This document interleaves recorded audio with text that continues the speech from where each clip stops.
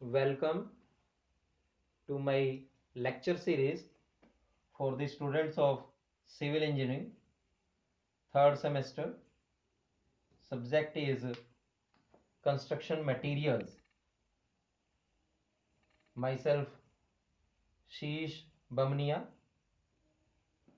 working as lecturer at Government Polytechnic Ambala City. We are studying the unit number 2, bricks, and the topic is continued from the last one, that is manufacturing of bricks. In the last lecture we had already covered selection of clay and preparation of the clay. Selection of clay means we have to choose the site from where the soil or the clay has to be taken care of. Then that from that site we take that clay and prepare the paste or the plastic paste from that is to be known as preparation of clay. और preparation of clay के लिए हमने जो last lecture में use किया था, इसके लिए हम यूज करते हैं पग मिल्स. पग मिल्स मैं इसको आपको थोड़ा सा इलेबोरेट करता हूं लास्ट टाइम से इस टाइम के लिए. We had a drum like this glass. We had a shaft. ये ड्रम है जो ग्लास की फॉर्म में है, और we had a shaft in the centre. Centre में साफ्ट है, और ये साफ्ट ऊपर या इसके नीचे कहीं भी इलेक्ट्रिक मोटर लगी होगी. ये वर्टिकल प्लेन में घूम रहा है इस तरीके से, ऐसे ये रोटेट करेगा. इसके ऊपर हमने ये नाइव्स लगाए हुए हैं. अब क्या होगा, जब हम इस ड्रम में हम यहां से साइड से सिलेक्ट करके क्ले डालते हैं, ऊपर से हम इसमें पानी डालते हैं, ये दोनों को मिक्स करेगा और एक पेस्ट तैयार होगा. इसके नीचे एक होल होगा जहां से ये जो पेस्ट तैयार हुआ है, इस पेस्ट को एक्सट्रैक्ट करेंगे, यानी गारे की फॉर्म में मिलेगा हमें ये, और अब हम इसको यूज करते हैं for the making of the bricks. तो ये थी पग मिल की वर्किंग. इस तरीके से ये पग मिल की वर्किंग है. और पग मिल जो है, मतलब जब हमें enormous amount of BRICS manufacturing करना हो, भट्ठों पे ये यूज होता है, किलन्स पे ये यूज होता है पग मिल्स. अब ये आपका सेकंड प्रोसेस जो था, that is preparation of clay, ये हमने कर लिया. इसके बाद हमारे पास पेस्ट बनके तैयार हो गया. We had prepared the paste. उस पेस्ट को अब हमने ब्रिक मोल्ड में डालना है ताकि हमारे पास ब्रिक मैन्युफैक्चर हो जाए. उसके लिए हम क्या करते हैं, मोल्डिंग ऑफ ब्रिक्स में हमारे पास एक रेक्टेंगुलर वुडन प्लेट होती है, यानी लकड़ी की फट्टी होती है. इसके ऊपर यहां पर बीचों बीच एक दूसरी स्ट्रिप, वुडन स्ट्रिप हम लगाते हैं. ये ऊपर की तरफ उभरी हुई होती है, प्रोजेक्टेड अपवर्ड. ये प्रोजेक्टेड अपवर्ड क्यों है, क्योंकि इसके ऊपर जैसे ही हम ब्रिक मोल्ड रखेंगे, उसके अंदर हम पेस्ट डालेंगे और उस पेस्ट को हम दबाएंगे, ताकि इस जो है प्रोजेक्टेड स्ट्रिप से हमारे पास फ्रॉग फॉर्मेशन होता है. ईंट में फ्रॉग जो बनाते हैं उसकी फॉर्मेशन हो जाए. अब practically we will do it. ये आपके पास रेक्टेंगुलर जो है वुडन प्लेट है. इस रेक्टेंगुलर वुडन प्लेट के ऊपर जहां पर मैंने SPS लिखा है, ये फ्रॉग के लिए स्ट्रिप है. ये देखिए, ये प्लेन नीचे है, ये स्ट्रिप ऊपर की तरफ उभरी हुई है, ये ऐसे उभरी हुई है ये वाली. ठीक है, इसको हमने रखना है ताकि इससे फ्रॉग फॉर्मेशन होगी. और ये काम कैसे करेगा, अब आपने, ये मोल्ड होता है हमारे पास, ब्रिक मोल्ड. ये इंटरनल जो है इसकी डायमेंशंस हैं. दिस इज लेंथ, ये इसकी थिकनेस है, ये इसकी विड्थ है. आपको क्या करना है, यहां से internal this one, this is length of the brick, this one यहां से यहां तक this is the thickness of the brick, ये width of the brick, internal dimensions. ये इस तरीके का होगा मोल्ड।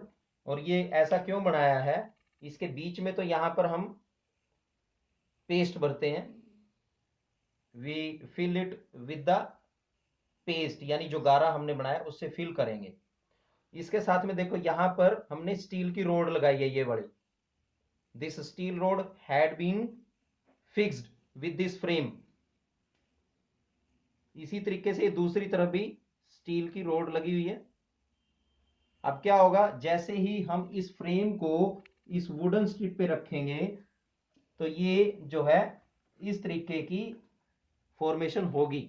देखिए अब हमने इसके ऊपर एक्स्ट्रा स्ट्रिप लगाई हुई है, एक स्ट्रिप ये लगाई है, दूसरी स्ट्रिप ये लगाई है, थ्रू थ्रू लगती है। ये क्यों लगती है, क्योंकि आपका जो ब्रिक मोल्ड है वो इसके इंटरनल डायमेंशन यहां पे और यहां पर जाकर के ये फिक्स हो जाता है ऐसे।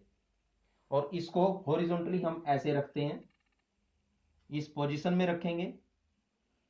इस पोजीशन में रखने के बाद we fill it with the paste, और इसके पेस्ट रखने इसमें भरने के बाद हम इसके कॉर्नर्स दबाएंगे ताकि ईंट हमारी सारे जो ब्रिक्स के जो कॉर्नर्स हैं वो प्रॉपरली फॉर्मेशन हो जाए। जब हम इसमें हमने जो पेस्ट है वो भर लिया, इसके ऊपर फिर हम क्या करते हैं, इसको ऐसे रखते हैं और एक हमारे पास थ्रेड होता है, एक हमारे पास थ्रेड होता है, उस थ्रेड से ये हम इसके एक्स्ट्रा जो इसके ऊपर पेस्ट है उसको खींच देते हैं, बाहर निकाल देते हैं। तो ब्रिक की पूरी डायमेंशन, नीचे वाली डायमेंशन फ्रंट डायमेंशन नीचे से आई है, ऊपर से आपने इसको खींच दिया, ब्रिक जो है वो बनके तैयार है।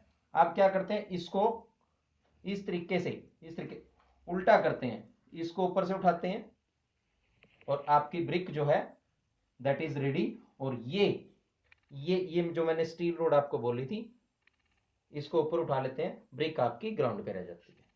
This was all about the moulding of BRICS.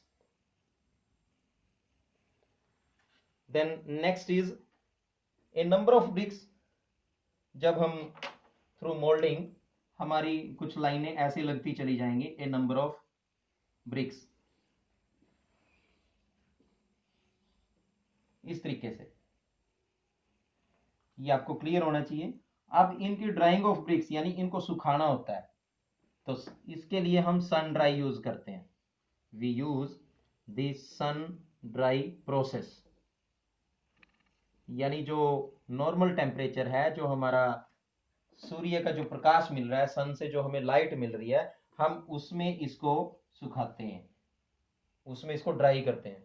But we avoid the sudden temperature change, तो इसलिए कभी कभी अंडर शेड भी ये जो है ब्रिक्स जो है सुखाई जाती है, वो सिर्फ इसलिए कि एकदम से अगर मॉइस्चर इसका कंटेंट चेंज होगा तो आपकी श्रिंकेज या क्रैकिंग बढ़ जाती है इन ईंटों में। तो इसको जो है ड्राई करने के लिए हमने सबसे पहले पेस्ट जो मोल्ड किया है, इस मोल्ड को हम, ये नहीं, this is freshly moulded brick, we wet it. सुबह अगर हमने ये ईंट बना करके तैयार कर दी तो शाम तक या next day for the 24 hours हम इसको इसी पोजीशन में छोड़ते हैं। और नेक्स्ट डे आएंगे हम इस ब्रिक को से it is now brick, it is now brick, ये ब्रिक है और ये ऐसे पड़ी थी ग्राउंड पे, आप इसको इस पोजीशन में लेकर के आएंगे। यानी थिकनेस, जो थिकनेस वाला पोर्शन है आप उसको ऐसे पलटते चले जाएंगे और फिर उसको कुछ टाइम के लिए फ्री छोड़ेंगे ताकि उसका जो मॉइस्चर कंटेंट, एक्स्ट्रा मॉइस्चर, वो दूर हो जाए और हमारी ब्रिक जो है वो ड्राई हो जाए। फिर हम इसको वन बाय वन स्टैकिंग करते हैं ड्राई ब्रिक की। और वो स्टैकिंग कैसे होती है, एक ब्रिक हमने ये लगाई, दूसरी ब्रिक हमारे पास ऐसे लगेगी, फिर दो ब्रिक ऐसे लगाई, फिर उसके ऊपर इस तरीके से वन बाय वन। तो इस बीच में ये जो पोर्शन है this is open for the air, इसके बीच में से एयर पास होती है और मॉइस्चर कंटेंट जो है, जो ब्रिक में अवेलेबल है, वो ड्राई होते हुए चला जाता है। In next lecture we will study about the burning of the bricks. और बर्निंग ऑफ ब्रिक्स के लिए हम या तो क्लैंप यूज करते हैं या फिर किलन्स यूज करते हैं। इन दो प्रोसेस से हमें बर्निंग ऑफ ब्रिक्स करना होता है। Thank you. Please subscribe my channel.